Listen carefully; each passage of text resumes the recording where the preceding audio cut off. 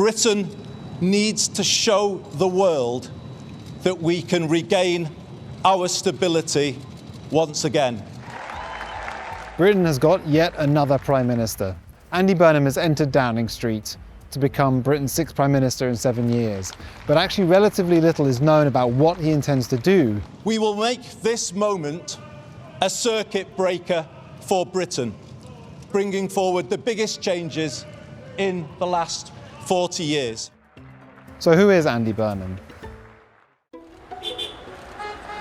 Andy Burnham likes to paint himself as an outsider, a man who built his political career up north in Manchester, where he served as a mayor. But in reality, he's from Westminster, here, where he started his career as an advisor to both Tony Blair and Gordon Brown. Burnham is a lifelong politician. He entered Westminster in his 20s, and he was a bag carrier for various Labour MPs before rising up the ranks. He then himself became a cabinet member, including serving as the health secretary for a brief time, and then tried twice unsuccessfully to become leader of the Labour Party. I have a very clear vision of how I want to rebuild Labour. People haven't drifted away from Labour. Labour has drifted away from them. Jeremy Corbyn's rivals already knew the result as they came into the hall. Andy Burnham unable to disguise his disappointment. Jeremy Corbyn, 251,000. And it was only then that he decided that he needed to step away from Westminster and head north to Manchester. There he was successfully elected as the mayor of Manchester, where he served for numerous years, riffing on his persona as something of an anti-establishment hero who would champion left-behind areas of Britain.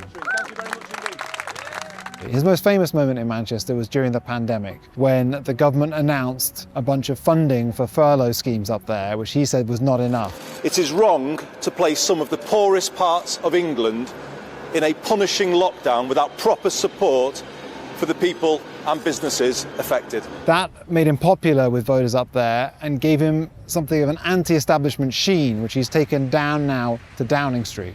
We will bring about the biggest rebalancing of power our country has seen. It is time for Whitehall to accept that growth cannot be ordered from the top down. This is Manchesterism. He now returns to Downing Street with that mantra. He says he wants to redistribute power away from Parliament. Notably, he wants to move part of Downing Street to Manchester. That has raised eyebrows among some civil servants who question whether Burnham really can be both in Manchester and London and run the country. But it's for him a very symbolic move, which shows power being taken out of London and put back into the regions. So Burnham's main challenge is actually a very simple one: growth. The UK economy is growing at about 1% a year, and frankly, it needs to grow faster than that to pay for welfare. So Burnham faces a very difficult challenge. He either has to cut spending, or raise tax, or do both. A key issue is immigration. The UK saw an unprecedented wave of immigration post-pandemic. It's come down a lot, but it's still very high, and that will entail difficult trade-offs for economic growth. The second problem is illegal immigration. There are still thousands of people arriving on the south coast of England on dinghies sailing from France, and that's been a very powerful message which anti-immigration party Reform UK have leapt on, and that has arguably pushed them to the top of the polls here. Burnham has never really held an international role in the UK government, so his views on international affairs remain something of a mystery. However, he has been outspoken about President Trump and has said it is time for the UK to take a firmer line with Trump and speak out about the differences with the US administration. Yeah, know about who? The new incoming Prime Minister, Andy Burnham. I don't know anything. I see that he was, I guess, the mayor of a town. I hear he's extremely liberal. So how did we get here? Burnham got elected as a local lawmaker, which opened the path for him to challenge the deeply unpopular Keir Starmer. Such was his victory in that local election that the Labour Party thought that there's no point in anyone standing in his way. This is a highly unusual situation in the UK because normally there's a general election to choose another Prime Minister, or at least a leadership election where contestants vie off against each other, but in this case that hasn't happened. So what we've seen here is a coronation of sorts. There's been very little scrutiny from the party about what he really stands for, intends to do, or how he would deal with the many difficult trade-offs that he will face when in office.